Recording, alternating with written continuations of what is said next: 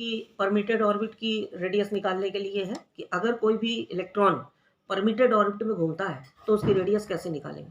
तो ये एक इलेक्ट्रॉन है, ये इस सर्कल में घूम रहा है, ये एक ऑर्बिट है, इसमें ये घूम रहा है, इसका एटॉमिक नंबर Ze है और इसकी रेडियस है r। यहाँ से इसने वेलोसिटी जो गेन की है वो ये टेंजेंशियल वेलोसिटी है, जिससे ये इसके चारों तरफ इस तरीके से रिवॉल्व करेगा। अब देखिए इलेक्ट्रॉन जो है जब इसके चारों तरफ घूम रहा है तो इस पर एक फॉर्मूला लगता है सेंट्रीपिटल फोर्स का, जो होता है mv²/r।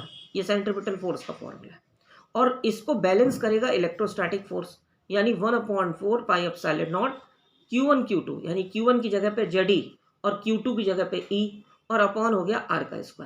तो ये इलेक्ट्रोस्टैटिक फोर्स है और ये हमारे पास सेंट्रीपिटल फोर्स है। दोनों फोर्स एक दूसरे के इक्वल हो जाते हैं। फिर यहाँ पर क्या किया गया है कि एक r से एक r कैंसिल हो जाएगा, तो आपको यहाँ पे फॉर्मूला मिल जाएगा mv²Ze²/4πε0 ये इसकी फर्स्ट इक्वेशन मानी जाएगी। लेकिन अभी हम लोग पीछे पढ़ के आ रहे हैं कि बोर की जो पहली पोस्टुलेट्स है उसमें क्या बताया है कि mvr=nh/2π। mvr क्या है, एंगुलर मोमेंटम है, n क्या है, प्रिंसिपल क्वांटम नंबर है, h प्लैंक कांस्टेंट है, 2π जो है वो इसका कांस्टेंट है। यानी कि इलेक्ट्रॉन केवल उन्हीं ऑर्बिट्स में घूम सकता है जिनका एंगुलर मोमेंटम nh/2π के बराबर होता है। इसको इक्वेशन नंबर सेकंड मानते हैं। अब आपको क्या करना है कि ये जो इक्वेशन सेकंड है इसको दोनों तरफ स्क्वायर कर लीजिए, यानी m² v² r² n²h²/4πr²। इसको स्क्वायर करने के बाद आप इक्वेशन नंबर 1 में इसको डिवाइड कर लीजिए। यानी कैसे, देखिए ये वाली ऊपर लिखेंगे, उसके बाद नीचे mv² इसकी वैल्यू ऊपर लिखेंगे अपॉन ये वाली वैल्यू नीचे लिखेंगे। तो इसको जब आप पलटेंगे नीचे से रेसिप्रोकल होगा तो सारा कुछ कट करके आपको r² की वैल्यू ये वाली प्रूफ हो जाएगी।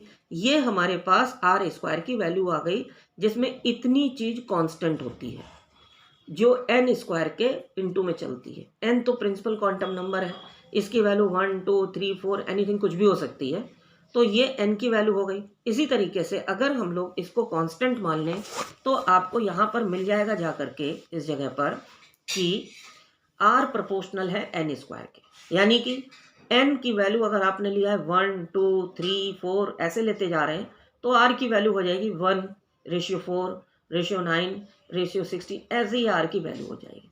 काउंट कहाँ से करेंगे, फ्रॉम द फर्स्ट ऑर्बिट से। ठीक, ये बोर ने बताया था कि परमिटेड ऑर्बिट की रेडियस कैसे निकाली जाती है। ठीक इसी तरीके से यहाँ पर एक चीज और भी है कि अगर हम लोग बोर की रेडियस निकालना चाहें तो उसके लिए क्या सिस्टम है। तो बोर के लिए जब आपको रेडियस निकालनी है तो आप हाइड्रोजन एटम का एटॉमिक नंबर लीजिए, और हाइड्रोजन एटम का एटॉमिक नंबर होता है 1।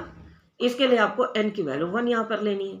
तो जो पीछे अभी हम लोगों ने इक्वेशन r की पढ़ी है, n की जगह पे 1 पुट कर लीजिए, देन r1=h²ε0πme²।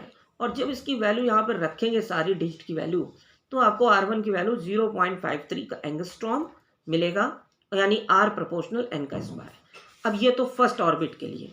इसी तरीके से अगर रेडियस ऑफ सेकंड ऑर्बिट निकालते हैं हाइड्रोजन एटम में, तो आप 4 का मल्टीप्लाई इसी के साथ कर दीजिए। थर्ड ऑर्बिट के लिए निकालेंगे तो 9 का मल्टीप्लाई, ऐसे ही जब फोर्थ ऑर्बिट के लिए निकालेंगे तो 16 का मल्टीप्लाई 0.53 के साथ करेंगे। यानी ये जो फर्स्ट वाला r1 का वैल्यू आया है ये हमारा बोर की रेडियस आई है। ठीक, इसको हम लोग बोर रेडियस के नाम से जानते हैं, और बोर रेडियस जो होती है वो हाइड्रोजन एटम के हिसाब से कंसिडर की जाती है। ओके।